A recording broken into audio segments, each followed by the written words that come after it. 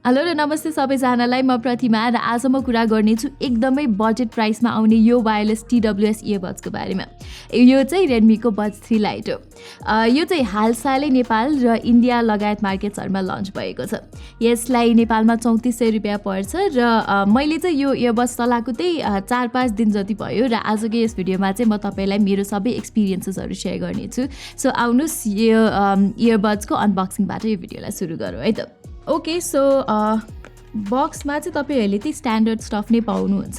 हामीसँग यहाँ charging case रहेको छ विथ दि इयरबड्स, अनि त्यस बाहेक हामीसँग यहाँ एडिसनल इयर टिप्सहरू रहेको छ 2 जोडी र त्यसपछि एउटा एक्स्ट्रा इयर हुक पनि रहेको छ। अनि फाइनली हामीसँग चाहिँ यहाँ यो पेपर वर्कहरू छ। एन्ड बेसिकली बक्समा चाहिँ यति नै हो। USB type C charging cable चाहिँ आउँदैन रहेछ है। ल अब चाहिँ यो सबै कुराहरूलाई साइडमा राखेर let's start talking about the earbuds.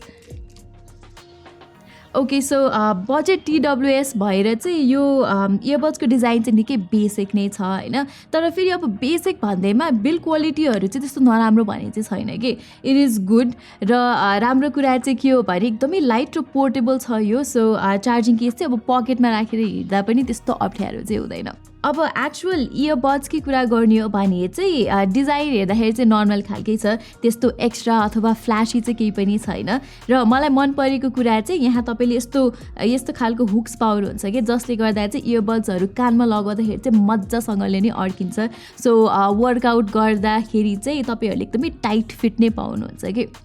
त्यसै गरी अब यो इयरबड्समा चाहिँ IP54 रेटिङ पनि छ। सो वर्कआउट गर्दाखेरि पनि पसिनाले बिग्रिने चान्सेस चाहिँ कम नै छ।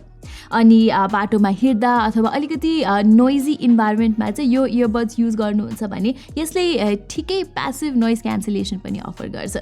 अब फेरि महँगो इयरबड्स जस्तो पुरै नोइज कन्ट्रोल नै चाहिँ गर्दैन, तर ब्याकग्राउन्ड नोइजलाई अलिअलि सप्रेस चाहिँ गर्न सक्छ यसले।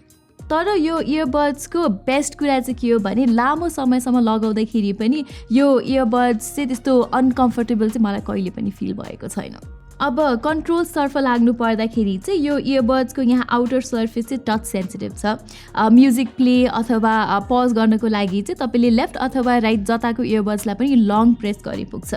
तर लङ प्रेस चाहिँ फेरि 3 सेकेन्ड जति चाहिँ प्रेस गर्नुपर्ने हुन्छ, अलिकति टाइम भने चाहिँ लाग्छ। त्यसबाहेक डबल ट्याप गर्दाखेरि चाहिँ नेक्स्ट ट्र्याक स्किप हुन्छ र ट्रिपल ट्याप गर्दाखेरि भोइस एसिस्टेन्ट एक्टिभेट हुन्छ। स्याडली यहाँ चाहिँ अब महँगो इयरबड्समा हुने जस्तो इयरबड्सबाटै भल्युम अप अथवा डाउन चाहिँ गर्न मिल्दैन। त्यो एक्सन चाहिँ तपाईँहरूले फोनबाट नै गर्नुपर्ने हुन्छ। तर अब एकदमै बजेट इयरबड्स पनि हो, सो इट्स अल राइट।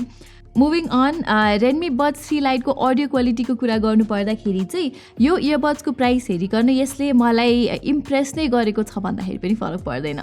सस्तो प्राइसमा चाहिँ अडियो क्वालिटी ठिकै मात्र होला भनेर चाहिँ मैले आफ्नो एक्सपेक्टेसनलाई लो नै राखेको थिएँ, तर साउन्ड क्वालिटी चाहिँ सरप्राइजिङली ब्यालेन्स नै लाग्यो मलाई। जस्ट अलमोस्ट ब्यालेन्स भनौँ न।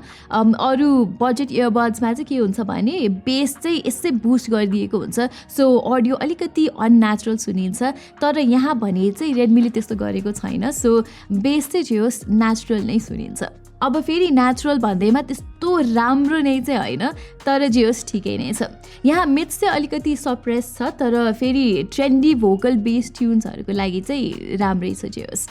अनि अर्को कुरा चाहिँ कलहरू गर्दाखेरि पनि अडियो राम्रै आउँछ यसबाट। अलिअलि मफल चाहिँ सुनिन्छ, तर अडियो क्वालिटी नराम्रो नै भने चाहिँ छैन।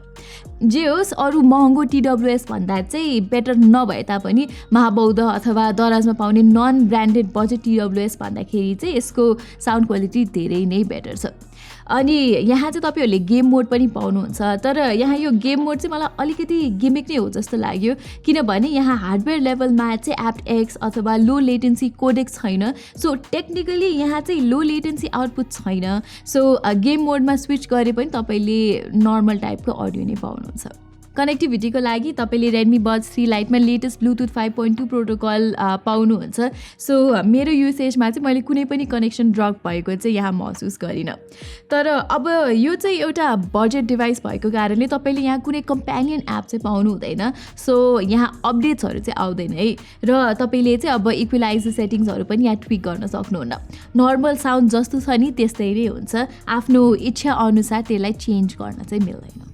फाइनली ब्याट्री लाइफको बारेमा भन्नुपर्दाखेरि चाहिँ मलाई डिसेन्टली लाग्यो। Xiaomiले क्लेम गरेको चाहिँ 5 घण्टाको प्लेब्याक टाइम हो विथ अ फुल चार्ज, तर रियल लाइफ युसेजमा चाहिँ मैले अराउन्ड 4 घण्टा जतिको प्लेब्याक टाइम पाएको थिएँ। हुन त लो भोल्युम्समा सुन्ने हो भने त तपाईँले 5 घण्टाको प्रमिस ब्याट्री लाइफ पनि पाउन चाहिँ सक्नुहुन्छ। अनि अर्को राम्रो कुरा चाहिँ बजेट प्राइसमा आए तापनि तपाईँले Redmi Buds 3 Liteमा चाहिँ टाइप सी पोर्टै पाउनुहुन्छ चार्जिङको लागि, र यसबाट चाहिँ तपाईँले फास्ट चार्जिङ पनि गर्न सक्नुहुन्छ।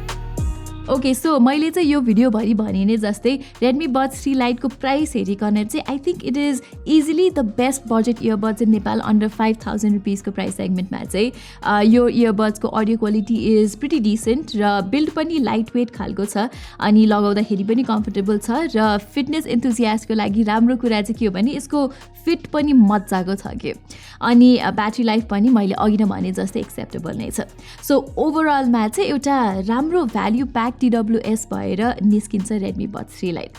हुन त तपाईँले अझै कम प्राइसमा नन ब्रान्डेड अथवा OEM ब्रान्डको इयरबड्सहरू त मार्केटमा टन्नै नै पाउनुहुन्छ, तर तिनीहरूको अडियो क्वालिटी त्यस्तो राम्रो हुँदैन, अनि वारेन्टी र after sale service could be a problem. भने Redmi Buds 3 Lite चाहिँ एउटा Xiaomi जस्तो ब्रान्डको प्रडक्ट भएर it really stands out against those brands. So guys, यही नै थियो हाम्रो Redmi Buds 3 Liteको अनबक्सिङ र छोटो मिठो रिभ्यू। हामी चाहिँ यस्तै अडियो एक्सेसरिजहरूको अरू पनि भिडियो बनाएर आउने नै छौँ। सो त्यसको लागि चाहिँ ग्याजेट बाइट नेपाली च्यानललाई सब्सक्राइब गरेर त्यो बेल आइकन थिच्न नबिर्सिनु होला।